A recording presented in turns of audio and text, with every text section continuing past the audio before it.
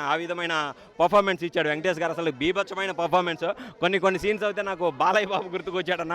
కంటి చూపుతో చంపేస్తాడని అంటారు కదా, కొన్ని సీన్స్ ఉంటాయి, ఒక హాఫ్ మినిట్ సీన్ కంటి చూపుతోనే విలన్ని వణికిస్తాడు, వణికిపోతూ ఉంటారు వెంకటేష్ గారిది క్యారెక్టర్. అదైతే నాకు చాలా బెటర్ కనిపించింది. లాంగ్ గ్యాప్ తర్వాత వెంకటేష్ గారు ఫ్యామిలీ సినిమాలు తీస్తూ ఉన్న ట్రాక్ ఉంది కదా ఆయనకి, ఈ సినిమాలో ఏంటంటే కొత్తగా ఫుల్ యాక్షన్ మూవీ తీసాడనే చెప్పొచ్చు అనమాట.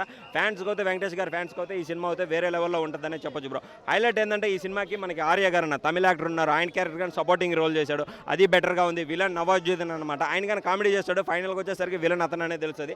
అదైతే చాలా బెటర్గా ఉంది. మనకేంటంటే కంటెంట్ ఒక ఇంజెక్షన్ 17 కోట్లు, అంటే ఒక డిసీజెస్కి 17 కోట్లు, ఆ 17 కోట్ల వెనకాల ఎంత స్కామ్ ఇది మాఫియా ఉంటుంది కదా, అదే చూశాడు. ఆ క్యారెక్టర్లో అయితే వెంకటేష్ గారు ఎరగదీశారనే చెప్పొచ్చు అన్న. మూవీ అయితే నాకు చాలా బాగా నచ్చింది. కాకపోతే మైనస్ పాయింట్స్ ఏంటంటే వైలెన్స్ ఎక్కువ ఉంది, గన్నులు ఎక్కువ వాడడం, కత్తులు ఇక్కడ దించడం, మెడ తలముండాలు ఇవన్నీ ఎగిరిపోవడం, అవి కొద్దిగా ఫ్యామిలీ ఆడియన్స్కి కనెక్ట్ కాకపోవచ్చు అని నేను అనుకుంటున్నాను. ఎందుకంటే సంక్రాంతి అనగానే పండగ సెలబ్రేషన్తో థియేటర్కి వచ్చినప్పుడు ఆ సీన్స్ కొద్దిగా చూసినప్పుడు ఆ బ్లడ్ అది ఇది కొంచెము డిసప్పాయింట్ అవుతారు. ఆ మార్క్గానే ఏంటంటే ఫస్ట్ హాఫ్లో కొద్దిగా స్లో నరేషన్ నడుస్తుంది, అది కొంచెం డిసప్పాయింట్ అనిపించింది. సెకండ్ హాఫ్గానే ఏంటంటే అక్కడక్కడ కొన్ని సీన్స్ అనవసరమని అనిపించింది అనమాట. హనుమాన్ సినిమా ఎందుకు హిట్ అయిందంటే దేవుడు ఉన్నాడు కాబట్టి హిట్ అయిందన్న. అది ఆ దేవుడు ఆ సినిమాని ముందుకు తీసుకొని వెళ్ళిపోతున్నాడు. ఇండియా మొత్తం హనుమానే నడిపిస్తున్నట్టు ఉందన్నమాట. డైరెక్టర్ హీరోది ఏం లేదు అక్కడ, ఆ దేవుడు ఆ సినిమా నడిపిస్తున్నాడు అనమాట. అది హనుమాన్ పవర్. హనుమాన్ సినిమా చాలా బాగుందన్న.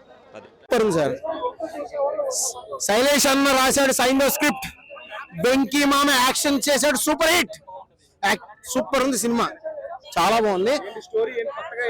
కొత్తగా ఏం తీసిన విధానం చాలా కొత్తదనం ఉంది, కొత్త స్టోరీలో కూడా కొత్తదనం ఉంది, డైరెక్షన్ లో కూడా కొత్తదనం ఉంది. మీరు ఏ సినిమాలోనూ మీరు ఇలాంటి సినిమా ఈ సబ్జెక్ట్ ఈ టైప్ ఆఫ్ మూవీ ఏ సినిమాలో చూడాలి మీరు. ఆ కొత్తదనం ఉంది సినిమాలో, కంపల్సరీ థియేటర్ లోనే చూడాలి ఈ సినిమా, అంత బాగుంది. బీజిఎం కానీ స్క్రీన్ ప్లే కానీ స్టోరీ లైనప్పుడు అంతా చాలా బాగుంది. అసలు మీకు వేరే థాట్ రాదు సినిమాలో, 100% ఫోకస్ చేస్తుంది సినిమా మీద, అంత ఇంటెలిజెంట్ గా తీసాడు సినిమా, సూపర్ ఉంది సినిమా, చాలా బాగుంది, చాలా స్టైలిష్ గా ఉందండి. చాలా ఇంతకు ముందు ఏ సినిమాలో చూడలే అంత స్టైలిష్ గా ఉంది, వైలెన్స్ ఉంది, అంతా బాగుంది సినిమా. 75th ఫిలిం కదా ఇది, 75th సినిమా ఎలా ఉండాలో అలా ఉంది సినిమా, ఇంకా మాటలేదు సినిమా, అంత బాగుంది. పర్ఫార్మెన్స్ గురించి బాగా మాట్లాడుకుంటారు. వాడు మామూలుగా మింగేశాడు సార్, యాక్టింగ్ చితక్కొట్టేశాడు. మీకు అతను నవాజుద్దీన్ సిద్దికి అతను ఎంత యాక్ట్ చేశాడో దాని మీద సినిమాకి అంత బాగుంది. విలనిజం కానీ చాలా బాగా తీసుకొచ్చారు డైరెక్టర్ గారు.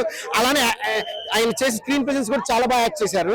అలానే వెంకటేష్ గారు 75th సినిమాలో ఎలా ఉండాలో అలా ఉన్నారు. ఈ సంక్రాంతి సినిమాలను చూసారా?